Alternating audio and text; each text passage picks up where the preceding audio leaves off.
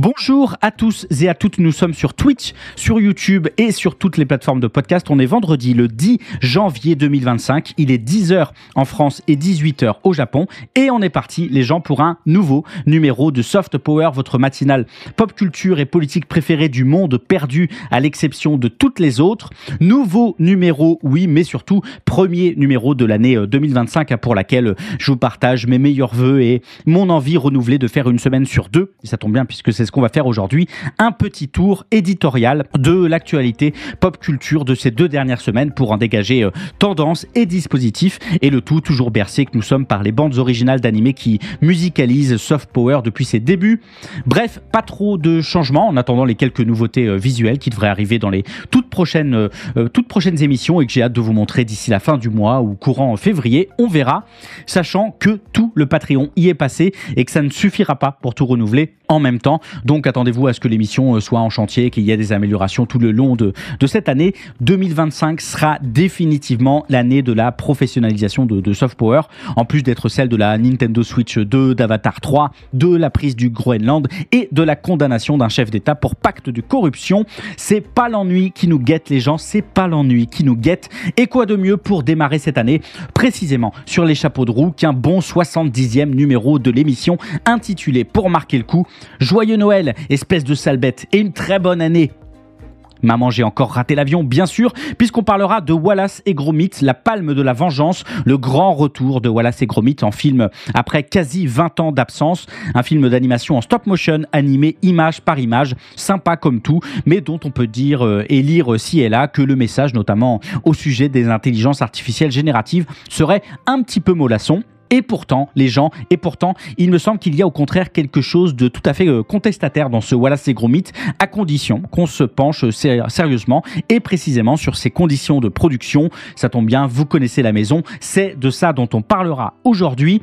On fera également un petit tour du côté du continent africain pour parler YouTube, pour parler TikTok, pour parler Instagram, bref, pour parler création en ligne avec ce tout nouveau rapport 2024 sur l'industrie des créateurs africains et des créatrices africaines publié par les sociétés Communiqué et TM Global, un rapport assez passionnant sur l'état et les perspectives du marché de la création sur Internet en Afrique, mais il me semble qu'il passe un petit peu à côté de son sujet, on y reviendra. On parlera aussi de bande-annonce en tant qu'objet culturel, avec la diffusion de celle d'un film dont je ne veux rien vous dire, absolument rien vous dire les gens, c'est le secret le plus absolu, mais faites-moi confiance, ce film va devenir votre attente numéro 1 de cette année, vous pouvez me faire confiance. On parlera d'ailleurs un petit peu de cette confiance tout à l'heure. On prendra l'avion gentiment pour se planter dans le Pakistan très fort, comme ce qu'ont très envie de faire les protagonistes du film Skyforce, un film indien qui ressemble comme 2 gouttes d'eau au film Fighter dont on avait déjà parlé dans l'émission il y a un petit peu plus d'1 an et qui ressemblait lui beaucoup à Top Gun. Et il se trouve que ces 3 films, Skyforce, Fighter et Top Gun, au-delà de parler de gros avions, ont un sacré point commun et ça permettra de nous remettre à jour là-dessus aussi. Et après tout ça, les gens, on enchaînera sur les brefs de la semaine, puis sur les recommandations de l'émission, histoire de reprendre les bonnes habitudes au plus vite. Et puisque je vous parle de bonnes habitudes, les gens, je vous propose de démarrer les éditos de cette 70e de Soft Power avec, comme il se doit, la bande-annonce de la semaine. Et il vous faudra redoubler de courage pour endurer et survivre à celle-ci. Du courage, mais aussi de l'alcool et du tissu pour vous fabriquer des kits médicaux, du sucre et de l'explosif pour bombarder de fumigènes et 2 ou 3 guides de survie en territoire zombie de Max Brooks. C'est au moins ce qu'il vous faudra pour tenir le plus longtemps possible et ne pas vous faire avoir comme le premier d'entre eux.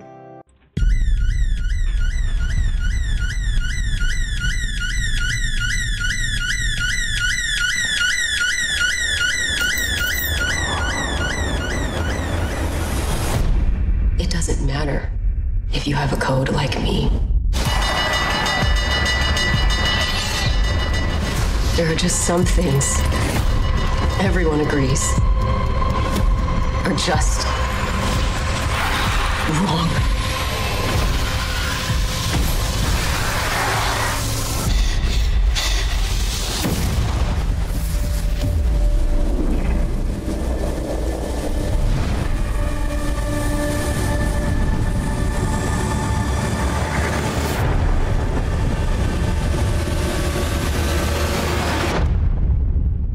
Lorsqu'il n'y a plus de place en enfer, les morts reviennent, ministre des Outre-mer, disait à peu de choses près. À peu de choses près, c'est vrai, l'un des personnages de Zombie, le crépuscule des morts vivants, film culte de George Romero de 1978, issu de sa célèbre saga des morts vivants, initiée 10 ans plus tôt. Et il faut dire qu'il ne devait sacrément plus y avoir de place là-bas pour qu'on ait autant d'œuvres audiovisuelles de zombies depuis le début des années 2000, notamment dans le sillon du succès du film de Danny Boyle, 28 jours plus tard de 2002, autant d'œuvres audiovisuelles comme nécessaire relais d'une anxiété collective face aux crises sociopolitiques, économiques et climatiques et au sentiment de perte de contrôle de l'époque. Autant d'œuvres audiovisuelles, oui, mais aussi autant de jeux vidéo entre les Left 4 Dead, les Dying Light, les Dead Island, les State of Decay, toutes les déclinaisons de Resident Evil, les adaptations de The Walking Dead aussi. Bref, des jeux avec des zombies dans les années 2000, il y en a eu et il y en a encore plus que de raisons, à commencer par ce qui a été l'occurrence la plus marquante possiblement des années 2010, The Last of Us, jeu de 2013 qui avait déjà été à l'époque embrassé comme un grand jeu avant de laisser quelques années plus tard place à sa suite, The Last of Us Part 2, sorti en 2020, cette fois chef-d'œuvre total de la PlayStation 4, autant succès critique, le jeu étant en plus d'avoir reçu le trophée de jeu de l'année le plus récompensé de l'histoire, que succès commercial avec ses plus de 10 millions de galettes vendues, pas mal. C'est dire que personne n'a vraiment été étonné quand PlayStation Production, une société fraîchement créée dans le giron de Sony Interactive Entertainment en 2019 pour adapter les franchises de jeux vidéo PlayStation en film et en séries télévisées, a annoncé dès 2020 un partenariat avec la célèbre chaîne HBO, que Last of Us serait sa toute première série télévisée en prise de vue réelle. Et vous le savez, si vous y avez jeté un œil depuis, puisque la première saison a été diffusée début 2023, le résultat a été à la hauteur des attentes, puisqu'en plus d'avoir remporté 8 Emmy Awards et été salué des tonnes de fois ci et là par la presse spécialisée, parlant même de la meilleure adaptation de jeux vidéo, ce qui me semble un tout petit peu exagéré, Last of Us, la série, est aussi devenue la première saison la plus regardée de HBO, avec ses 32 millions de téléspectateurs et de téléspectatrices en moyenne par épisode. C'est apocalyptiquement énorme. Oui, sauf que tout ceci ne fait que commencer, puisque précisément, comme vous avez pu le voir ou l'entendre avec cette nouvelle bande-annonce dévoilée cette semaine au Consumer Electronics Show, la saison 2 de Last of Us, la série, arrive bien vite et elle aura la lourde tâche d'adapter la première partie du joyau de la couronne, The Last of Us Part 2. Last of Us saison 2, donc, où l'on suivra, je reste vague pour ne pas divulgacher l'expérience, les aventures de Joel et d'Ellie dans un monde post-apocalyptique rongé par une infection fongique massive, 5 ans après les événements de la première saison.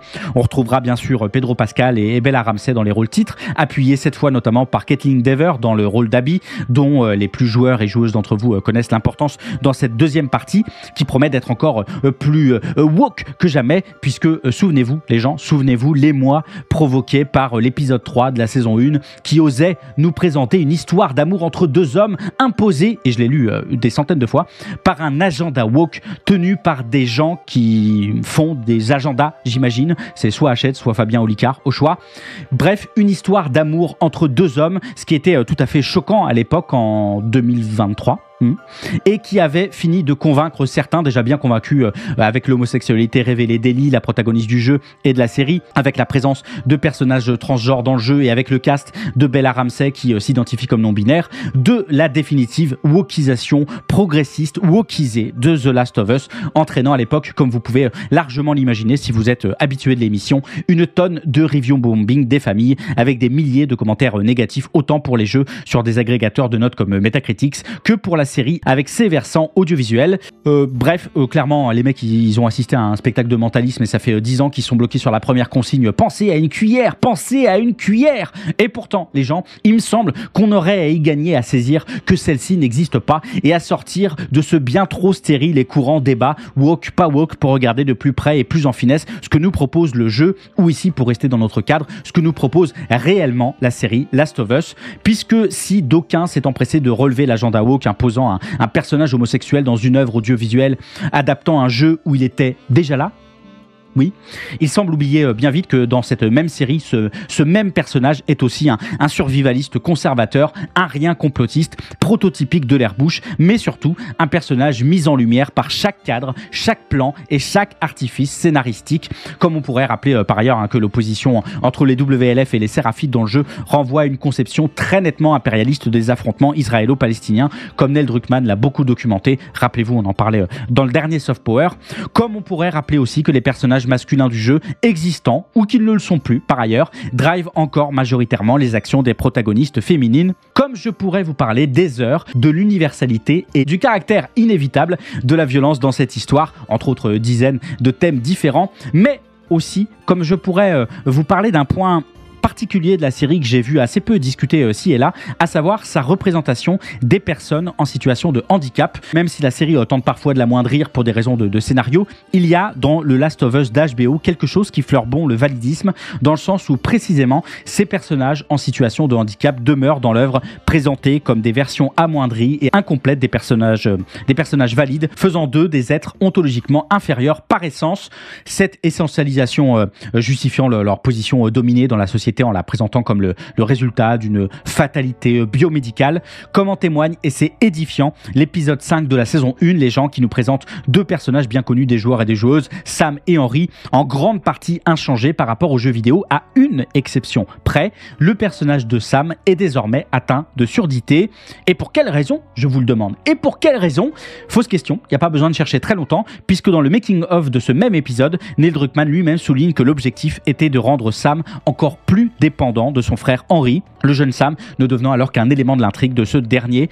Et tout ça est d'autant plus évocateur que les représentations de handicap sensoriel sont devenues une tendance récente dans les récits apocalyptiques populaires, de Bird Box à Blindness, en passant par Perfect Sense et autres séries télévisées avec Jason Momoa, où pour le coup on pouvait dire qu'on sentait bien que c'était pas bien, dans des récits qui les uns après les autres présentent l'apparition d'un handicap comme une catastrophe individuelle et collective, continuant d'associer ce dernier à la faiblesse, à la dépendance, à l'incapacité et à l'idée profonde que quelque chose ne va pas avec un corps handicapé.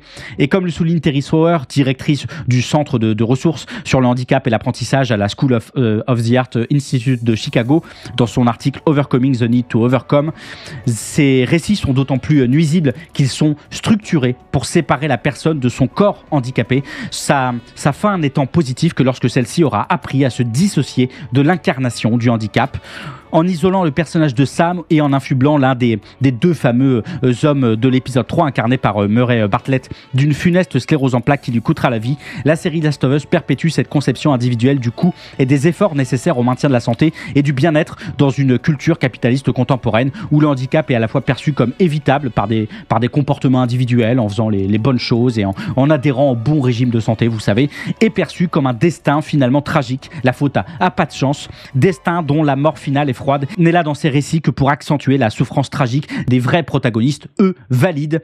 Destin qui amplifie dans un monde post-apocalyptique l'idée que le handicap et la maladie chronique sont des condamnations à mort, la communauté ne permettant pas de les sauver. Et pourtant, les gens, voici ce dont aurait pu parler cette série The Last of Us, de la dénaturalisation, de la domination dont les personnes en situation de handicap font l'objet et de la repolitisation de cette question pour basculer progressivement d'une vision où les inégalités seraient le résultat naturel, même si regrettable, c'est vrai, du handicap lui-même, à une vision où celles-ci sont en réalité le produit d'une domination politique et sociale, puisque, faut-il le rappeler, en France, les personnes handicapées sont sous-employées, exercent des emplois sous-qualifiés lorsqu'elles le sont mal rémunérées, et ça sans parler de l'accès aux services, de l'accès à l'école, à la médicalisation, sans parler de la discrimination, et j'en passe, tout autant qui sont des problèmes d'organisation politique. Mais ça, j'imagine que c'est moins joli que de mettre fin à ces jours dans un vieux ranch américain sur fond de notes de piano après avoir bu un Beaujolais Le Perréon 2022, domaine de la Madone.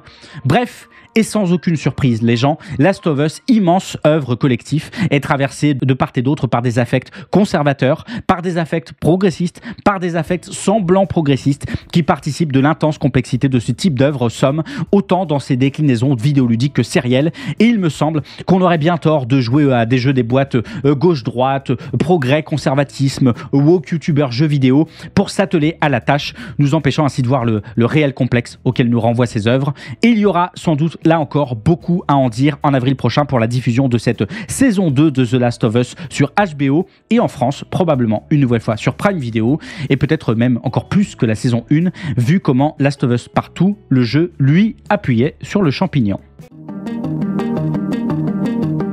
If you are watching this, I have just completed my move from Nigeria and now live in Lisbon, Portugal.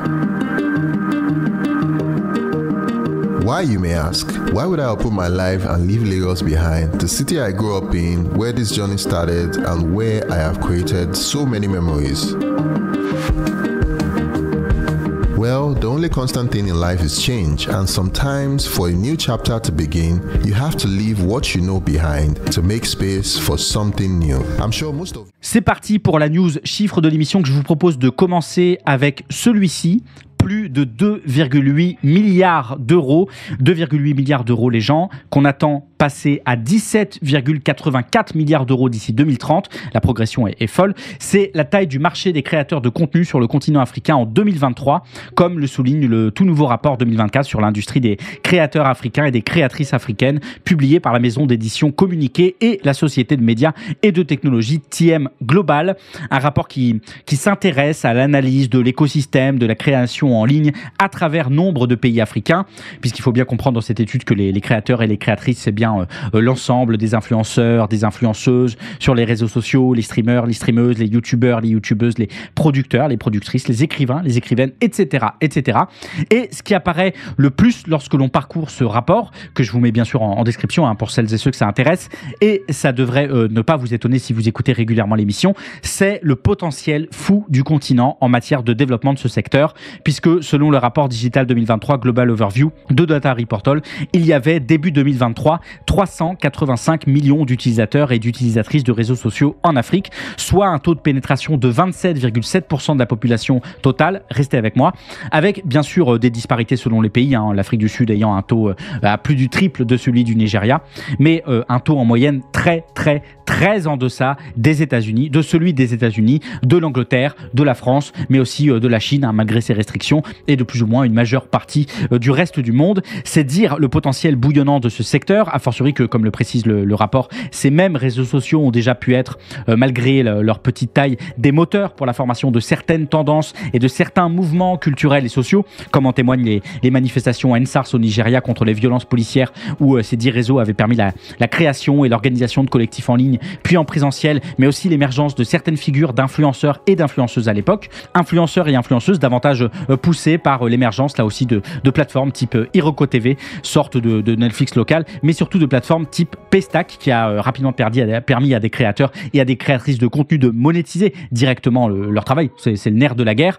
Et si vous m'entendez prendre bien soin de constamment féminiser les professions, les gens, c'est aussi précisément parce que la majorité des créateurs de contenu sont des créatrices, à 53,2%, des jeunes créatrices pour être plus précis, 51,3% des personnes ayant répondu à l'enquête ayant entre 18 et 24 ans. Il y a à peine 3%, les gens, à peine 3% des créateurs et des créatrices de contenu du continent qui ont plus de 35 ans, c'est dire. Et tout ça se reflète également dans la durée, puisque quasi 70% des créateurs et des créatrices font ça depuis moins de 3 ans. Un très jeune marché. On apprend également dans le rapport que le domaine le plus important de la création, c'est celui des médias, quasiment la moitié. Alors prenez ça très largement, la catégorie médias et divertissement, c'est les dernières trends, c'est les vlogs, c'est l'actu, c'est la musique, c'est les films. C'est pas les jeux vidéo. C'est pas les jeux vidéo qui représentent qu'une toute petite fraction du contenu en Afrique. Bien sûr, la très large majorité, 86,1% des créateurs et des créatrices de contenu ont moins de 10 000 followers. On est comme ça, les gens, on est comme ça. Et dans les autres chiffres intéressants, il me semble, pour qu'on se fasse une représentation de l'activité du continent, même si encore une fois, on aurait aimé, en tout cas moi j'aurais aimé avoir un détail beaucoup plus fin par pays, mais soit, on apprend que c'est Instagram qui est très largement en tête des plateformes de création de contenu, à quasi 75%, c'est énorme, suivi de TikTok, puis de YouTube en 3e position. Bref, tout ça, c'est super. Le secteur ne s'est jamais aussi bien porté et devrait, comme je vous le disais il y a quelques minutes, quintupler d'ici 2030. C'est énorme. Enfin, ce serait énorme et ce serait super si on oubliait qu'au passage, l'engouement vers la création en ligne est aussi une réponse très matérielle au taux de chômage élevé qui pousse chaque jour un peu plus nombre d'Africains et d'Africaines vers l'entrepreneuriat numérique et sa pleine précarité dans un contexte où plus d'un jeune sur 4 en Afrique, dont 2/3 de femmes, n'a pas d'emploi, jusqu'à un jeune sur 2 en Afrique du Sud, puisque là aussi il y a les disparités selon les pays pour différents facteurs, autant mondiaux que spécifiques à l'histoire du pays. En Afrique du Sud, évidemment, l'héritage de l'apartheid joue énormément. Et comme le souligne le rapport 2024 de l'Organisation internationale du travail sur les tendances mondiales de l'emploi des jeunes, faute de nombreuses possibilités, les jeunes africains se tournent de plus en plus vers des emplois précaires, souvent dans les secteurs informels. À ce titre, par exemple, près de 3 jeunes adultes sur 4 qui travaillent en Afrique subsaharienne occupent un emploi précaire, où 1 sur 3 gagne moins que le salaire médian, d'où le fait que la création en ligne puisse non pas se présenter comme un Eldorado, mais un échappatoire pour bon nombre de jeunes. Échappatoire en trompe-l'œil, puisque bien sûr, le rapport relève aussi qu'en dehors des inox-tags locaux qui se frappent l'ascension du Kilimandjaro avant de faire des top 10 des meilleures parties de Juxkay avec les porteurs de leur voyage, très peu gagnent de quoi ne serait-ce que survivre. La majorité des créateurs et des créatrices de contenu pointant en plus de ça et là les nombreuses problématiques qu'ils rencontrent dans la création, de l'accès aléatoire à Internet, aux options de monétisation très limitées des plateformes, en passant par les problèmes de droits d'auteur, de censure, de matériel, bref, tout cet envers du décor. Malheureusement, le rapport en parle en réalité très très peu. C'est mes propres recherches, puisque si le rapport est loin d'être inintéressant, comme j'espère avoir pu vous le montrer en amont, il reste néanmoins extraordinairement pro-business et oublie au passage de travailler les conditions matérielles les plus fondamentales qui président à l'exode des jeunes Africains et des jeunes Africaines vers Internet. Et ça, dans un contexte où la situation des jeunes en Afrique est et va être davantage la grande question de ces prochaines décennies. Il me semble que c'est tout de même un petit peu passé à côté de son sujet. Au revoir YouTube.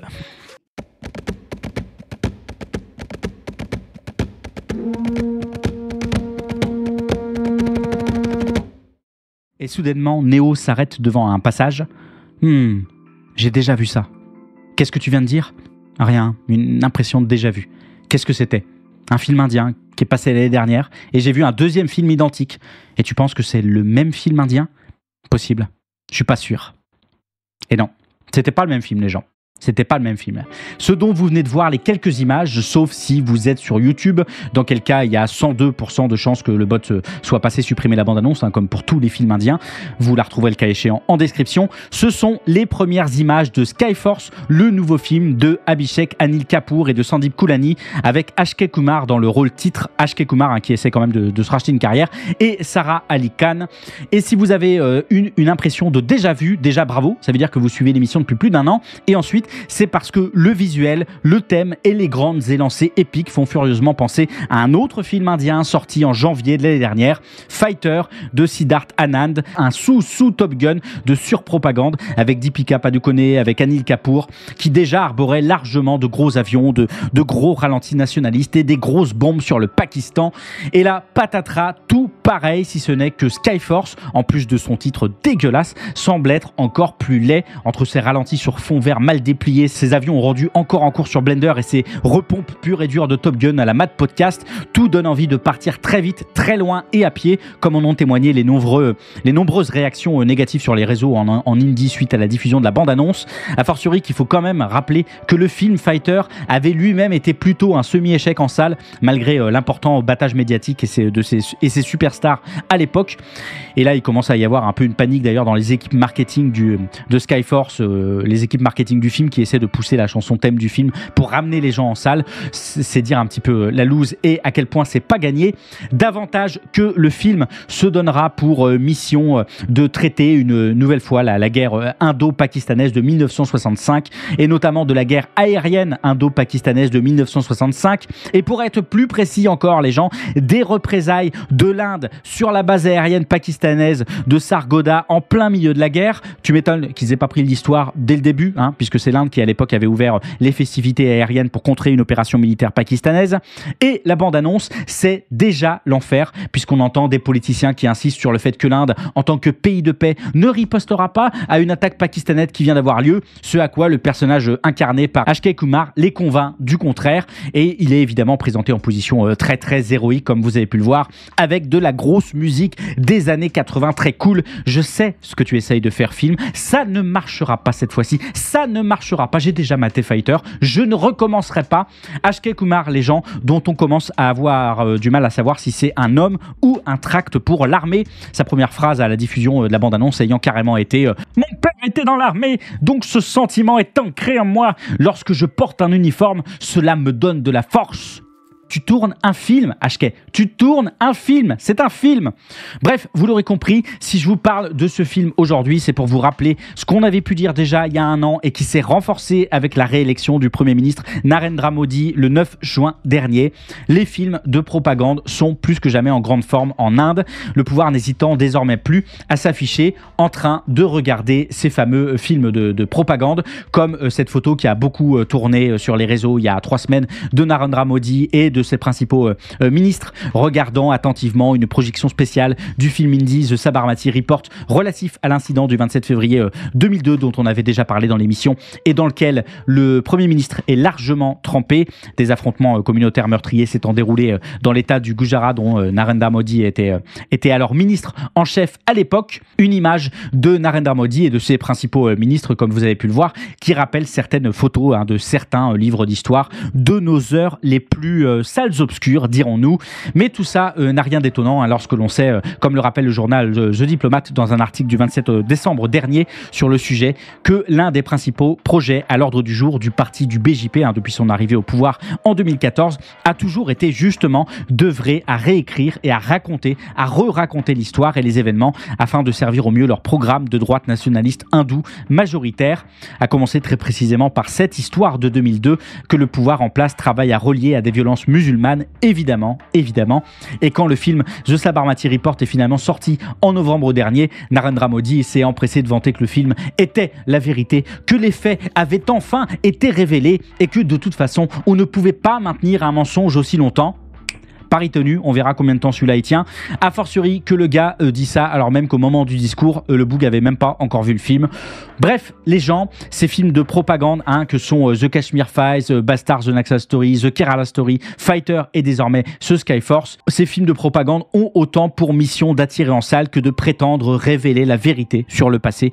D'où ce choix de Skyforce de planter des événements autour de la base aérienne pakistanaise de Sargodha en plein milieu de la guerre aérienne et surtout pas plutôt pour éviter la complexité d'une mise en contexte dans le réel. Et il est d'ailleurs tout à fait intéressant et pas du tout hasardeux, les gens, que tous ces titres de films soient en anglais, précisément pour sonner la cloche chez les libéraux anglophones opposés à la politique du BJP. Et ces films sont d'autant mieux produits que régulièrement ils fonctionnent en salle, que les réalisateurs y trouvent globalement leur compte, que ces films bénéficient de lois et d'exemptions de taxes exceptionnelles pour leur production, qu'il vaut mieux de toute façon être dans les petits papiers du pouvoir, comme n'en témoigne pas le fils de la légende du cinéma de Bollywood, Shah Rukh Khan, enfermé 1 mois en prison pour possession de drogue, alors que au final, rien du tout, absolument rien. Bien joué, un mois de tôle pour rien. Et ça, c'est sans parler des pressions régulièrement réalisées. On en avait parlé, souvenez-vous, sur les chaînes de télévision, sur les productions idéologiquement concurrentes, sur les plateformes de streaming aussi. Souvenez-vous du cas de Annapurna, production Netflix par ailleurs, si bien que, comme l'a souligné le professeur émérite à la JNU Ira Bashkar, je le cite, la tendance aux films de propagande n'est plus épisodique, plus uniquement liée aux élections. Cette tendance ne fera que s'amplifier avec la production croissante de films de propagande à gros budget et à grande échelle, comme en témoigne ce Skyforce qui, pour peaufiner le tout, sortira en salle indienne le 24 janvier prochain, pile à temps les gens pour le jour de la République en Inde le 26 janvier, l'une des 3 fêtes nationale du pays, fêtée en grande pompe par un énorme défilé militaire à New Delhi. La boucle est bouclée. J'ai déjà vu ça. Qu'est-ce que tu viens de dire ? Rien. Une impression de déjà vu. Il est 18h41 au Japon et donc 10h41 en France. Vous êtes toujours dans Soft Power, la matinale pop culture et politique du vendredi 10h midi sur Twitch et quelques heures après sur toutes les bonnes plateformes de podcast et en VOD sur YouTube. C'est l'heure de la pause musicale de la semaine, la première de 2025 et on se retrouvera juste après pour parler Wallace et Gromit, la palme de la vengeance, le nouveau film Wallace et Gromit quasi 20 ans après le précédent, le mystère du lapin-garou, et ce sera l'occasion notamment de parler de stop motion et on parlera également de bande-annonce, les gens, avec ce film que je souhaite vous garder secret le plus longtemps possible, surprise garantie, et ce sera déjà pas mal, mais je vous propose qu'on voit tout ça après la pause musicale de cette semaine, les gens. Bonne écoute.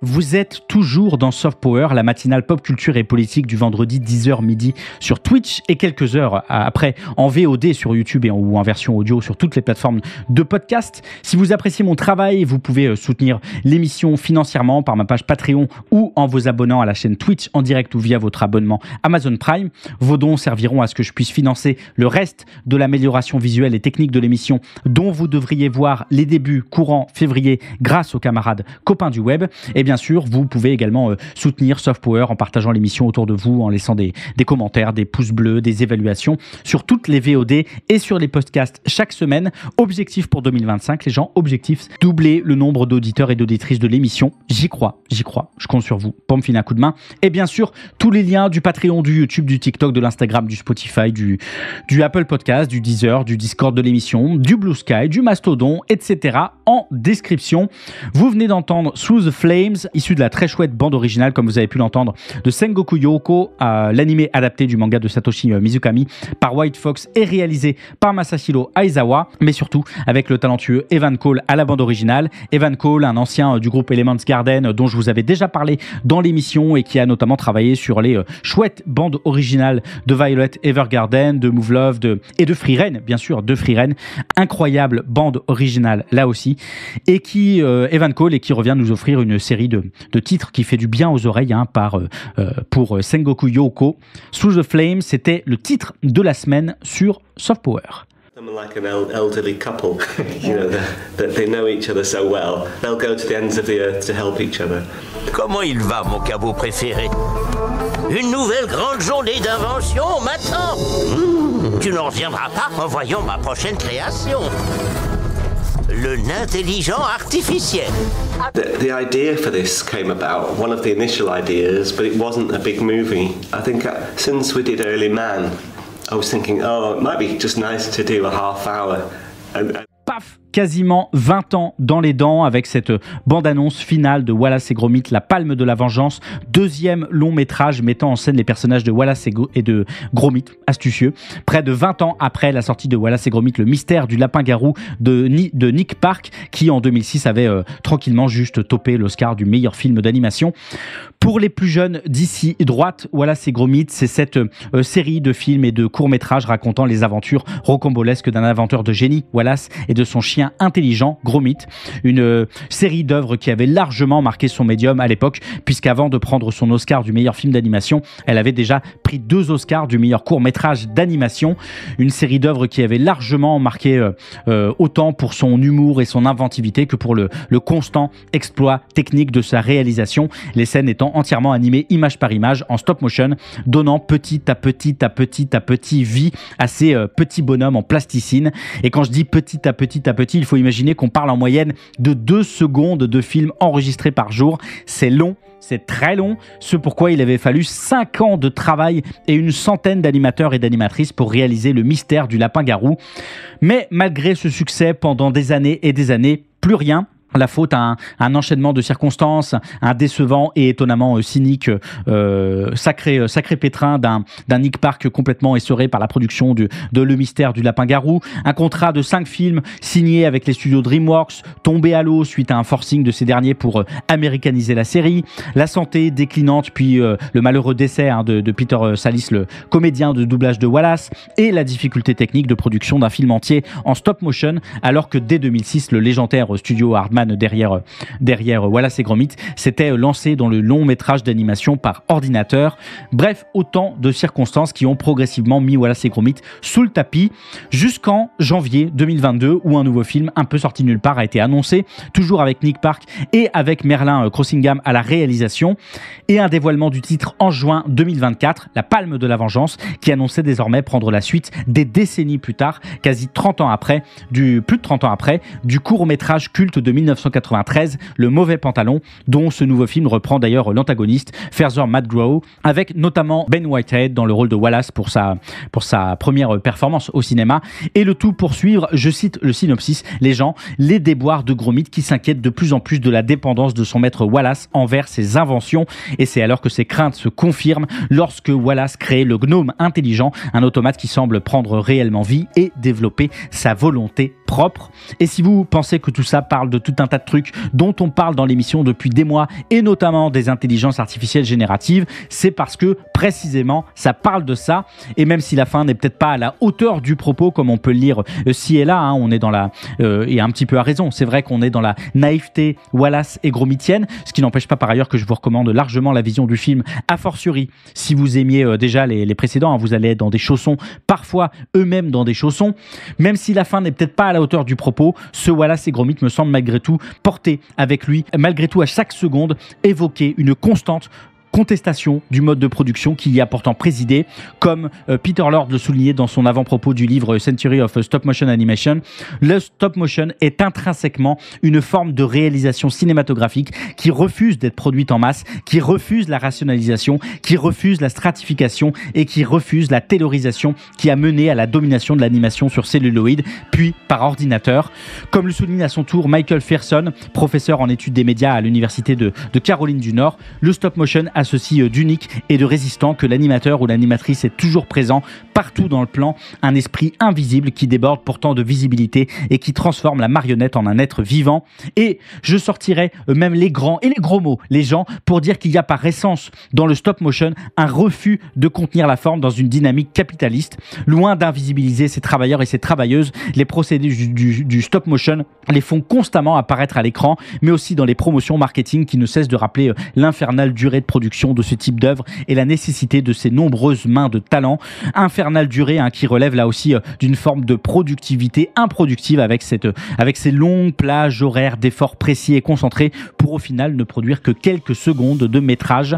Ces petites équipes personnalisées qui produisent par ailleurs régulièrement en dehors des gros studios de production, et ça sans parler des œuvres de stop motion qui se veulent frontalement politiques et contestataires. C'est tout le travail de Jirji Tonka, c'est Crocorama d'Odyssée et Aura, Miracle, c'est The Burden de Nick Lindroth von Bar. Je vous mets tout ça en description, les gens, si vous voulez y jeter un œil. Et comprenez-moi bien, il ne s'agit pas ici de dire que toutes les œuvres en stop motion portent en elles un message qui va à l'encontre du mode de production. Il suffit de voir qu'un Pokémon Concierge existe, ou que cette semaine, le studio nippon Vite Studio a officialisé l'ouverture d'un département de stop motion et commencé d'ailleurs à attiser sa première production, My Melody and Kulomi, à destination de Netflix et réalisé par Tomoki Misato. Regardez ça, les gens, regardez ça, ça a l'air tout mignon.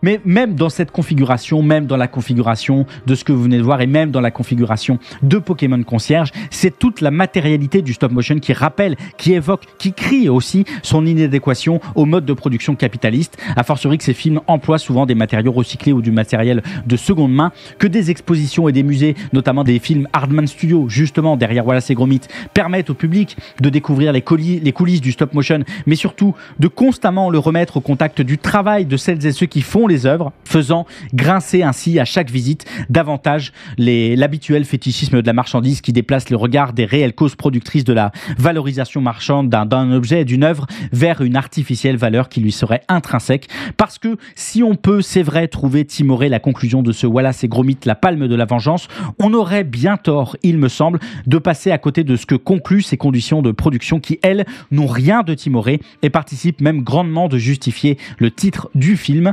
Wallace et Gromit, la palme de la vengeance, les gens, c'est disponible sur Netflix depuis vendredi dernier. C'est recommandé sélection Softpower, nom d'un cracker au cheddar.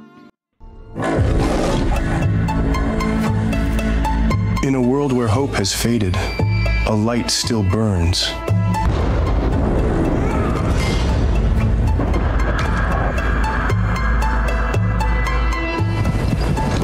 But the path of salvation is never without sacrifice. To heal the broken, to guide the lost, this is my purpose.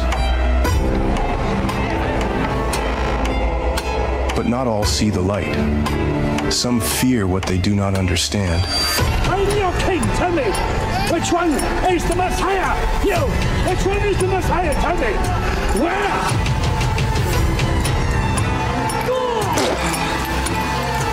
Even in the storm, faith must endure.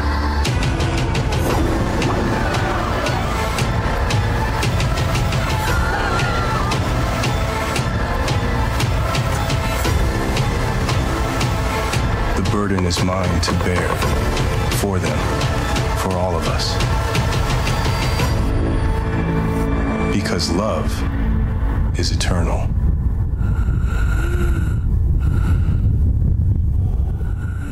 Absolument, qui de mieux que Keanu Reeves pour littéralement incarner Jésus? Qui de mieux pour multiplier les pains dans la tête que Keanu Reeves?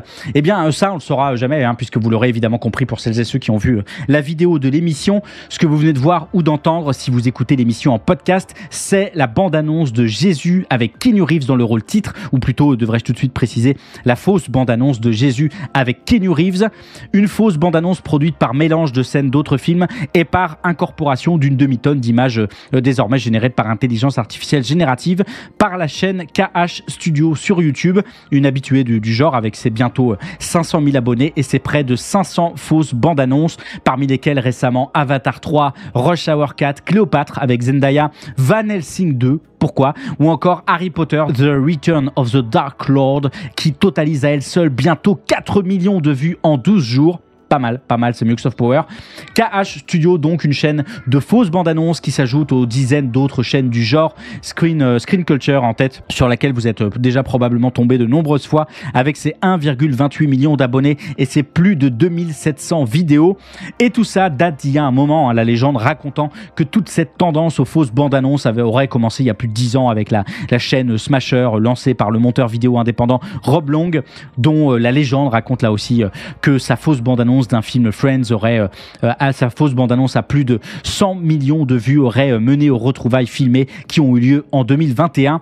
Mais en attribuant la paternité des fausses bandes-annonces à Smasher, on omet d'une part qu'il y a évidemment tout un tas d'autres gens qui ont fait d'autres fausses bandes-annonces bien avant et pendant des décennies, mais surtout que la fausse bande-annonce désormais démocratisée est la suite logique d'un mouvement historique de reconnaissance de la bande-annonce comme un objet culturel propre, originellement diffusé après le film, d'où le terme de trailer, à la remorque des films, avant qu'on se rende compte que tout le monde se cassait avant de les regarder.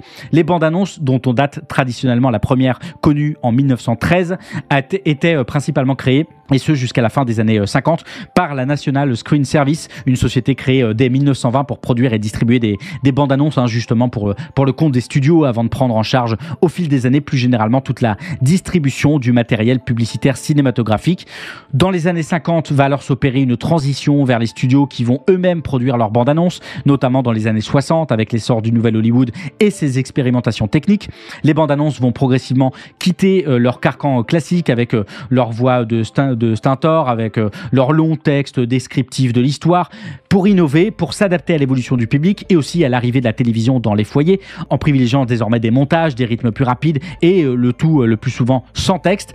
C'est Stanley Kubrick et sa bande-annonce de Lolita, c'est celle de 2001, c'est aussi celle primée d'Orange Mécanique. Et dans ces années, les bandes-annonces vont se multiplier et paradoxalement commencer à se standardiser, notamment après le succès des Dents de la Mer en 1975 et l'avènement du blockbuster moderne. A fortiori qu'en parallèle, les bandes-annonces vont aussi beaucoup s'étendre sur les supports cassettes VHS, où l'on trouve des bandes-annonces de films de la même société, du même studio et dont la sortie en cassette est proche, avec des bandes-annonces situées avant le film, parfois après, parfois aux deux extrémités. Et c'est assez logiquement que dès 1993, les principaux studios de cinéma se sont mis à diffuser des bandes-annonces en ligne dans des qualités dégueu à l'époque, notamment pour Life with Mickey, mais aussi pour Super Mario Bros, le film de 1993, justement disponible pour les utilisateurs Macintosh. Ceci est une révolution, clairement. À la fin des années 90, j'avance vite les gens, c'est les premiers grands succès de campagne marketing virale en ligne avec la Menace Fantôme et le projet Blair Witch, tous deux de 1999. Menace Fantôme, un bande-annonce absolument dégueulasse, mais je m'en souviens encore. Missa a pas téléchargé les bons plugins After Effects, m'étais-je dit à l'époque. Bref, en quelques années, les bandes-annonces vont se retrouver partout en ligne et de toutes les campagnes. Elles vont s'étendre à d'autres objets culturels et commencer à faire l'objet de recherches et de documentation universitaire et d'études dans les écoles de cinéma, avec deux textes fondateurs que je vous cite si le sujet vous intéresse, si vous voulez creuser le sujet. Le livre de Lisa Carnan de 2004 et celui de Keith Johnston de 2009 sur le sujet. Littérature qui va très vite révéler l'unicité de la bande-annonce comme objet culturel, en ce que celle-ci convoque déjà en elle-même une construction de sens et invite à une forme d'interprétation, à une forme de jugement, à une forme de compréhension, sans avoir à voir l'œuvre complète, justement. A fortiori que vous le savez, ainsi comme moi, vous en regardez régulièrement sur YouTube, les bandes-annonces sont massivement regardées et par ailleurs, souvent le film ou la série ou le jeu derrière ne sont jamais vus ou joués, mais elles sont surtout commentées, analysées, débattues et dans la foulée de la démocratisation des logiciels produites. Ces productions de spectateurs et de spectatrices de bandes-annonces court-circuitant ainsi partiellement la division traditionnelle entre producteurs et destinataires de contenu. Fausses bandes-annonces, donc les gens, dira-t-on, qui peuvent être dites recut lorsqu'elles mélangent des images d'anciennes œuvres pour créer quelque chose de nouveau ou pleinement original lorsqu'elles sont fabriquées à partir d'un matériel audiovisuel entièrement conçu et original de A à Z. Et par essence, les gens, ces fausses bandes-annonces sont libérées des contraintes des vraies. Elles n'ont pas besoin de faire attention à trop révéler de l'intrigue. Elles n'ont pas besoin de faire attention à ne pas déformer un film qui de toute façon n'existera pas à l'arrivée. Elles n'ont pas besoin de faire attention à ne pas être meilleures que le film lui-même pour ne pas provoquer de la frustration. Elles peuvent transgresser et souvent transgressent les genres avec les classiques Brokeback to the Future et Scare Mary Poppins. Si vous connaissez pas, allez jeter un coup d'œil. Ce qui m'amène les gens, et j'en suis vraiment désolé, à vous montrer cette incroyable bande-annonce de Jurassic World Rebirth dont je ne préfère rien vous dire, mais vous allez kiffer.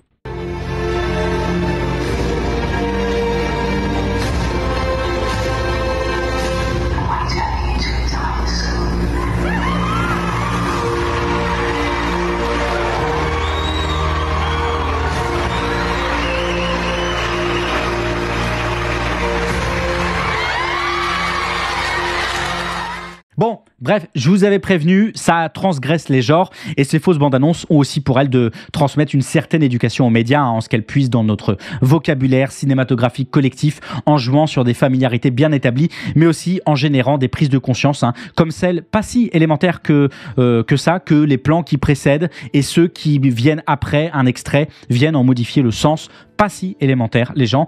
Et pourtant, il me semble qu'on aurait tort de concevoir restrictivement ces fausses bandes annonces. Et pourtant, j'aimerais bien, comme des modèles de culture participative, intrinsèquement libérateurs, ou qui rejettent la manière dont les pratiques des fans sont devenues marchandisées par l'industrie du divertissement. Puisque s'il me semble clair que de passer de la consommation critique à la production critique est une avancée fondamentale pour participer de l'éducation aux médias, le réel nous rattrape bien vite à la bobine pour nous rappeler que dans le vrai net de la vraie virtualité véritable, les fausses bandes annonces sont majoritairement captées par des studios de production, sans doute originellement amateurs pour certains d'entre eux, j'en doute pas, mais par des studios de production quand même, qui à leur tour participent de standardiser ces fausses bandes annonces, d'en produire 13 à la douzaine par jour et de limiter leur fonction à leur seul potentiel commercial nouvellement retrouvé, de génération de l'anticipation et du désir. Et je ne parle pas des chaînes qui font tout pour masquer que leurs bandes annonces ne sont pas officielles. Ça, c'est une semaine envoyée chez Benjamin Duhamel sans avoir le droit de le quitter de plus de 2 mètres, même pour aller aux Seychelles, direct, sans réfléchir. Je crois que j'ai plus de respect pour les modifications de bandes annonces existantes par IA. D'ailleurs, les gens, vous voulez voir quelque chose de très, très, très cursed? Allez, profitez.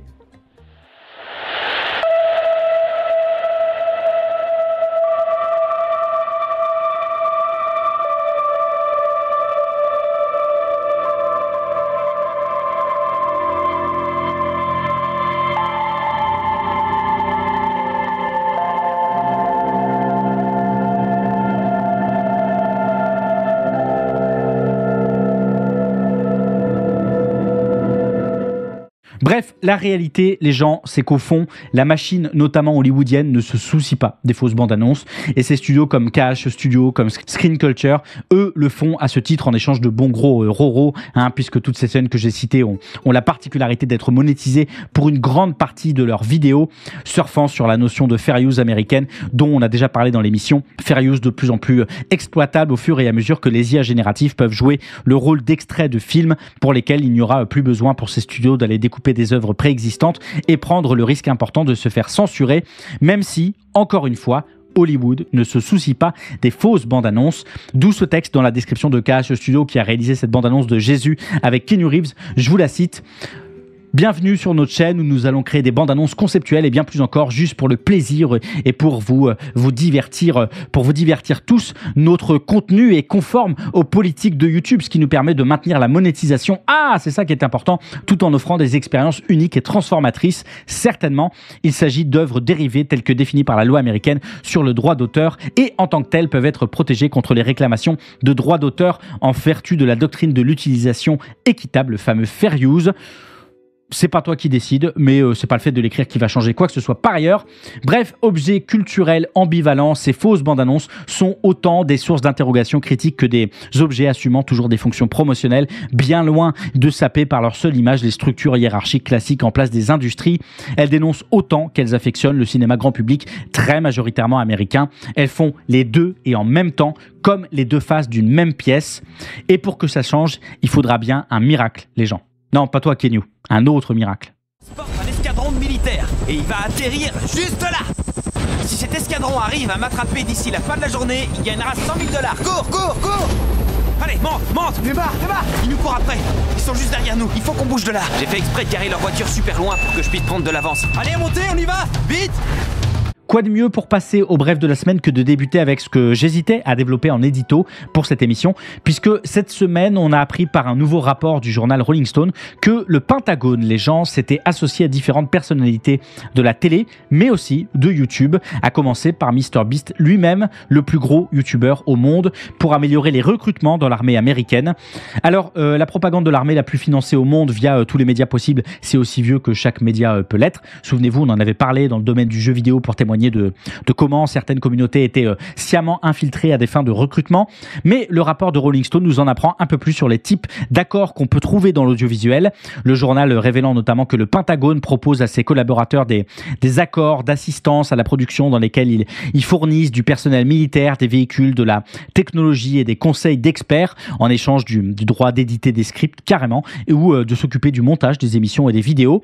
Et cette propagande de plus en plus agressive dans les nouveaux médias est à corréler avec ce rapport du Government Accountability Office qui souligne que les générations nées à la fin des années 90 et au début des années 2000, les Zoomers ont connu une baisse de 10% de la popularité de l'armée au cours de la dernière décennie, avec seulement 35% de cette génération qui en a une opinion favorable en 2021. C'est étonnant cette histoire, c'est étonnant. Autrement dit, les gens, ça recrute dur, ça recrute très dur et ça marche, ce même rapport soulignant que si le recrutement via la publicité télévisuelle peine de plus en plus à convaincre, celle sur les réseaux sociaux augmente par la qualité des publicités, par les inspirations très vidéoludiques de celles-ci, mais aussi par de meilleures représentations en leur sein. Souvenez-vous de cette publicité. Les gens, il y a quelques années, quel guerrier vous êtes. You think knowledge is a powerful weapon? Here, you'll have plenty of ammo. Look to science to solve problems? Wield a microscope to confront global threats. You sometimes dream in code? Become a cyber attacker's worst nightmare. We turn intelligence into tactical success. Explore more than 200 careers at GoArmy.com. Celle-là, elle était très en mode je m'appelle Lex Tutor, je suis un paladin, et toi, à quoi tu joues? Waouh, ça, effectivement, ça marche extrêmement bien. Bref, tout ça, les gens, c'est évidemment à mettre en parallèle avec notre fan de Punisher et premier youtubeur de France locale, avec les promotions croisées qu'on peut trouver ici avec le SNU, etc. Et c'est pas prêt de s'arrêter. Pas prêt de s'arrêter, les gens, comme contrairement aux subventions des collectivités pour le secteur culturel pour 2025, il faut qu'on en parle. Subventions dont la majorité des régions envisagent fortement une baisse massive. Et quand je dis majorité, il faut bien comprendre très grande majorité, puisque sur les 13 régions métropolitaines, seules la Bretagne et la Normandie maintiennent leurs subventions au même niveau que 2024. Et quand je dis baisse massive, dans la région Pays de la Loire, on parle d'une baisse colossale de 62%, soit 10,59 millions d'euros d'économies de 2025 à 2028, de 20% en Ile-de-France, de 7,8% en Provence-Alpes-Côte d'Azur. La liste ne s'arrête pas. Au total, c'est des milliers d'emplois qui sont menacés ici et là et qui le sont d'autant plus que, comme le rappelle Aurélie Andouche, la directrice du syndicat des musiques actuelles au micro de France TV Info, les régions sont la première étape et les départements et villes devraient logiquement suivre dans les coupes, notamment les villes. Aurélie Andouche ajoutant que, je la cite, Toulouse ne va verser que 60% du montant de la subvention qui est accordée à une structure culturelle et va geler les 40% restants par mesure de précaution, ne sachant pas quel budget sera alloué à la collectivité. En japonais, les gens, en japonais, dans ce genre de situation, on dit « c'est la merde des gozaimasu ».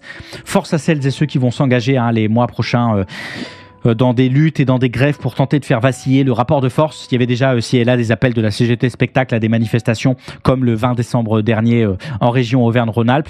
On continuera de suivre les mouvements dans l'émission. Et puisqu'on parle de mouvements, les gens, autant parler basket, puisque mardi dernier, les joueurs de l'université de Dartmouth dans le New Hampshire ont finalement mis fin à leurs efforts de syndicalisation. Vous avez bien entendu, 1 an après avoir pourtant marqué l'histoire du sport universitaire états-unien en votant massivement pour se syndiquer et être classés comme employés universitaires. Un recul, les gens, qui tient en un mot: Trump. Sans rentrer dans les détails, avec l'élection de Donald Trump, les joueurs savaient que le National Labor Relations Board, l'agence chargée de faire respecter la législation du travail américaine en matière de négociation collective et de pratiques déloyales de travail, allait devenir plus favorable aux employeurs, ce qui, de facto, amenuisait fortement leurs chances de succès et aurait pu créer un précédent nuisible pour tout le sport universitaire. Bref, les gens reculaient pour mieux sauter à l'avenir. D'abord parce que le vote historique de mars dernier, lui, va demeurer et rayonner dans tous les États.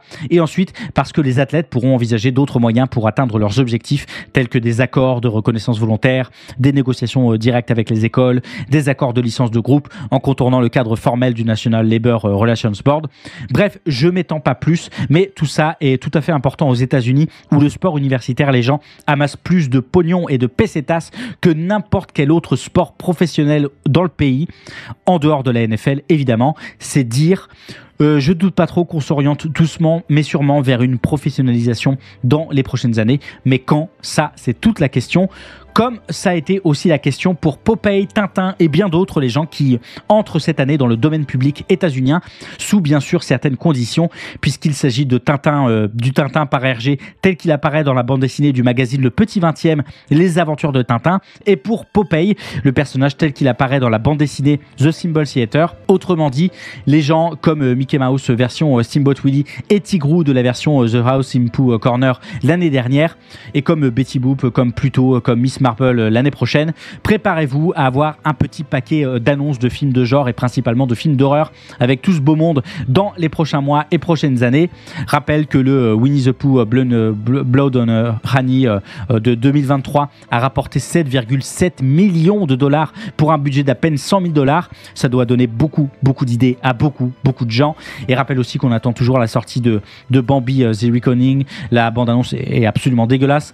La sortie de Peter Pan Neverland Nightmare, de Pinocchio Unstrung et bien sûr de Pooniverse Monster Assembly.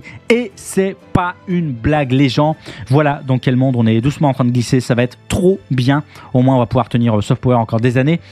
Au moins aussi super en tout cas que l'annonce ce mardi de Meta de dissoudre le programme de fact-checking de ses plateformes Facebook et Instagram, couplé à l'affichage de davantage de contenu politique. Haha, c'est marrant, je vois vraiment pas ce qui pourrait mal se passer avec cette déclaration folle, les gens du Marky Mark de la tech. Je le cite, les élections récentes semblent marquer un tournant culturel qui donne à nouveau la priorité à la liberté d'expression. Le fact-checking a simplement été trop partisan sur le plan politique. Carrément, le gars a abandonné, clairement. Toutes les dents viennent de tomber d'un coup pour avoir osé la dire en direct, celle-là. Et l'ami Zuko veut se faire tellement bien voir par le nouveau lampadaire de la Maison Blanche que la veille, il a annoncé la nomination à son conseil d'administration de Dana White, PDG de l'Ultimate Fighting Championship, le sport du mouvement MAGA de Trump, tout en mettant à la porte ci et là celles et ceux qui seraient trop centristes, sans parler du million filé à la campagne de Trump par Meta. Voilà les gens, vous pensez que c'est fini? Eh non, je vous dis pas tout, puisque je recite Marc, Meta supprimera les restrictions sur des sujets comme l'immigration et le genre, restrictions qui sont en décalage avec le discours dominant. Ben voilà les gens, c'est la merde des gozaimasu, acte 2, et comme le conclut assez pertinemment le journal The Guardian, je le cite, Facebook et Instagram sont si grands que leurs conditions d'utilisation définissent de fait la fenêtre d'Overton pour les conversations en ligne à travers le monde entier. Cette fenêtre vient de s'enfoncer à droite. On va être bien les gens sur Mastodon, on va être bien sur Mastodon, sur un bateau perdu en pleine mer. Moi je vous dis, il n'y a plus que ça. Voilà les gens. En bref aussi le fait que la bande dessinée la plus vendue de l'année en France est bien celle d'Inoxtag, Instinct, bande dessinée qu'il a réalisée avec Basile Monod et Charles Compin. BD qui va atteindre la 7e place du classement des livres tout confondus en France de l'année 2024. Et hop, un autre Everest grimpé. Je pourrais vous parler aussi des nombreux leaks autour de la nouvelle machine de Nintendo, mais on en parlera peut-être s'il y a des choses à en dire au grand dévoilement qui devrait avoir lieu dans les tout prochains jours normalement. Mais les gens, il y a mieux, il y a beaucoup mieux. Let's go.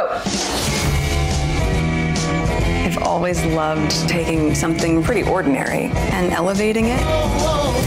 Surprising people with moments that let them know I was really thinking of them. What? This is probably... Ok, c'était pas mieux, c'est vrai, mais pour une émission qui s'appelle Soft Power, les gens, difficile de pas trouver meilleur prétendant que ce With Love Meghan, un grand moment de Soft Power royal autour de Meghan Markle, la duchesse de Sussex. On la voit en train de cuisiner, on la voit en train de récolter du miel, on la voit en train de dresser des plats, on la voit en train de discuter avec des amis et de mimer une vie princière, après avoir pourtant pris ses distances avec la famille royale dès le début des années 2000.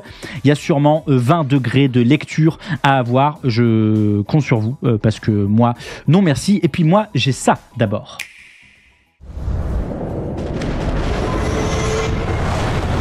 us who escaped on the White Whale spent over 2 years wandering in space. Or that the decision would eventually be made for us. The ship had taken way too much damage to survive entering the atmosphere intact. Ça, c'est la bande-annonce finale de Xenoblade Chronicle X Definitive Edition, la remasterisation du jeu de 2015 développé par Monolith Software pour la console Nintendo Wii U et désormais pour la Switch. Je pourrais vous parler du jeu, mais c'est écrit Xenoblade. C'est comme Keanu Reeves et Mass Effect. Vous savez que c'est déjà précommandé et que je serai là le 20 mars à profiter des améliorations graphiques, du nouveau contenu histoire, etc. Ou plutôt à me dire « Oh tiens, quelle belle jaquette! Si seulement j'avais le temps d'y jouer !» Ouais, c'est plutôt comme ça que ça va se passer. Mais après tout, les gens, pourquoi avoir le temps de jouer quand on peut avoir juste celui de collectionner ?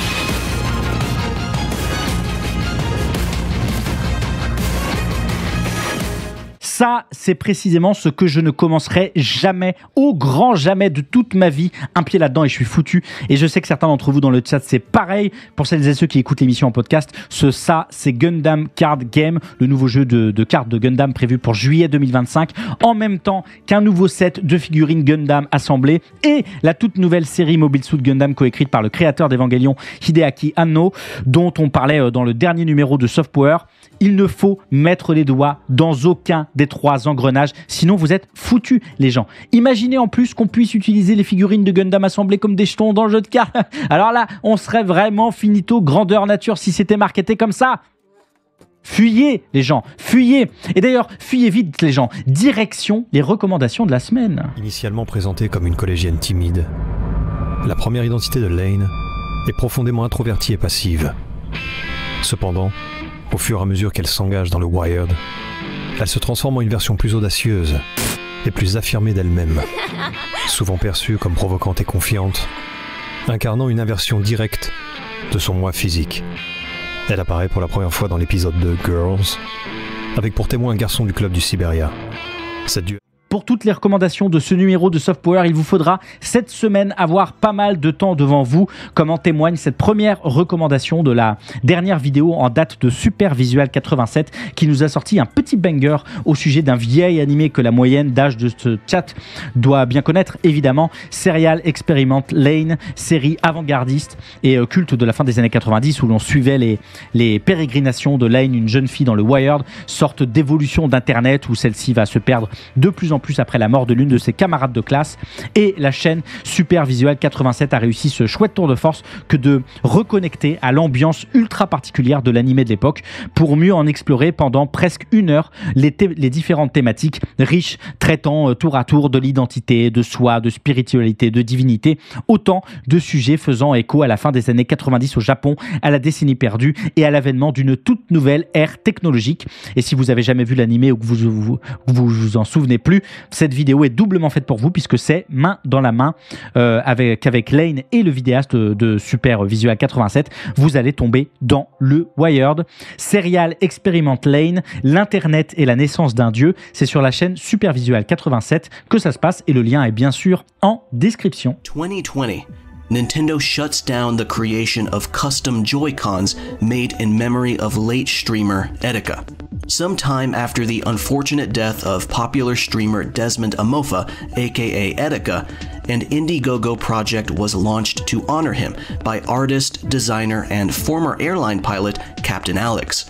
It was a custom Joy-Con controller. Vous le savez, dans Soft Power, j'évite autant que possible de vous recommander des vidéos dans d'autres langues que le français pour des questions et d'accessibilité et de soutien aux créateurs et créatrices de contenu francophone. Mais je suis tombé sur cette chouette vidéo le mois dernier que je souhaitais vous partager, en ce sens qu'elle s'inscrit à point nommé dans cette tendance qu'on a décrite ces derniers mois dans Soft Power, à un renforcement pour Nintendo du contrôle de ses propriétés intellectuelles, notamment en judiciarisant ses atteintes. Et ça tombe bien puisqu'il y a quelques semaines, la chaîne Mild Conviction s'est attelée pendant une petite heure et demie à historiciser les litiges de Nintendo, autant en ce qui concerne l'émulation, les fan-made, l'e-sport, que des questions de matériel comme des contrôleurs par exemple. La vidéo n'est pas exhaustive évidemment et elle aurait dû durer le quintuple, mais elle a le mérite de remettre le château champignon au centre du royaume et de rappeler que contrairement à une petite musique qu'on peut entendre ci et là de certains pro Nintendo et autres biographes, la société japonaise a une longue histoire procédurière dont il me semble, et là je peux me tromper, c'est de la prospective, dont il me semble qu'on est en train d'assister ces derniers mois à une accélération. On en avait parlé dans l'émission, preuve à l'appui. Bref, chouette vidéo qui remet les idées en place et que je vous invite là aussi à découvrir via le lien en description. On va se tutoyer puisque tout le monde se tutoie. On se tutoie. Allez. Tu parlais à l'instant d'inclusion. Cette cérémonie des JO a eu lieu dans un contexte politique très particulier, après la séquence de la dissolution, absolument, des élections législatives. Même si, in fine, le Front populaire est arrivé en tête, c'était une séquence quand même de âpre, voilà, de montée des idées de l'extrême droite. Absolument. Est-ce que tu as eu le sentiment que cette cérémonie marquait un coup d'arrêt, alors peut-être temporaire, mais à cet imaginaire réactionnaire, à ce bain réactionnaire dans lequel on était à ce moment-là? Vous le saviez, vous, qu'il y avait une émission mensuelle désormais sur la chaîne Twitch de l'Humanité et qu'il y avait un volet culture avec des gens tout à fait doués, il me semble. Et ça tombe bien puisque cette semaine, l'équipe de l'émission Saïra, dont notamment le camarade Binge du collectif Cholbe Geek aux côtés de Sophie Joubert, chef de la rubrique culturelle du journal, s'est attelé à interviewer Thomas Joly, juste le directeur artistique des cérémonies d'ouverture et de clôture des Jeux Olympiques d'été et de celles des Jeux Paralympiques d'été, mais aussi celui qui a été choisi pour être le metteur en scène de la recréation de la comédie musicale Starmania de Michel Berger et de Luc Plamondon. Et c'est précisément sur ces deux aspects que l'interview va se dérouler, et elle se déroule bien, les gens, elle se déroule bien. Ça parle de représentation, ça parle de soft power, ça parle d'imagerie politique, ça parle de culture populaire, ça parle d'art aussi, un peu. J'aurais presque aimé que l'émission dure une bonne heure de plus, ça aurait été vraiment passionnant. En attendant de recevoir Thomas Joly un jour dans Soft Power, on y croit, un jour lointain, très lointain, mais qui sait, je l'aurai au téléphone, un de ces quatre, les gens. Allô Thomas, on se connaît pas. Je m'appelle Lex, je te propose un interview en l'exclusivité avec Johnny Roquefort qui est à mes côtés. C'est le scoop de ta vie, tu peux pas passer à côté. Alors que ses amis profitent de la chaleur saisonnière et de la fraîcheur de l'eau, le travailleur acharné reste enfermé dans sa chambre à travailler. Il en est convaincu. Il tient une idée qui fera mouche. Un western impressionnant mais loufoque. Véritable Jidaigeki hollywoodien. Il faut dire que peu de temps avant cela... Et pour bien terminer les recommandations de cette émission, je vous propose une vidéo plus courte tout de même. Non, c'est pas vrai, elle dure 1 heure et c'est seulement la première partie. Mais il en faut de longues minutes pour raconter l'histoire folle du créateur de One Piece, Eiichiro Oda. Et qui de mieux que les deux gus du Mont Corvo, la grande chaîne One Piece francophone, pour s'atteler à la tâche de l'homme derrière la bande dessinée la plus vendue au monde, même si c'est pas tout à fait vrai. Mais One Piece, quoi, ça peut être quand même intéressant, il me semble. Et c'est peut dire que le travail sur la vidéo est énorme, un travail de recherche, montage aux petits oignons, habillage, mais aussi illustration faite main. Tout s'emboîte parfaitement, même si et là, quelques générations d'IA se glissent. Mais au moins, c'est reconnu, c'est justifié en description, ce qui est une rareté. Louis. Bref, du beau travail et quelques anecdotes devraient vous faire sourire, à commencer par celle du choix du nom du personnage de Sanji. Je savais pas, je trouve ça rigolo. Bref, Eiichiro Oda, l'histoire folle du créateur de One Piece partie 1, c'était la dernière recommandation de cette semaine sur Soft Power. Voilà, c'est la fin de ce 70e numéro de Soft Power pour la première de l'année. Vous pouvez bien sûr réécouter l'émission sur toutes les plateformes de podcast ou en VOD sur la chaîne YouTube Soft Power. Tous les liens, des articles, des vidéos, des recommandations dont je vous ai parlé tout le long de l'émission en description. Vous le savez, je vous remercie d'avoir été présent et présente aujourd'hui pour ce 70e numéro de Soft Power, votre matinale pop culture et politique préférée du monde perdu, à l'exception de toutes les autres. On se retrouve dans 2 semaines, possiblement avec une discussion dans la foulée. Il faut que j'envoie quelques mails ci et là, que je m'en occupe, mais ça va être bien aussi. En attendant, prenez soin de vous et regroupez-vous. Et moi, je vous dis bonne année et puis ciao.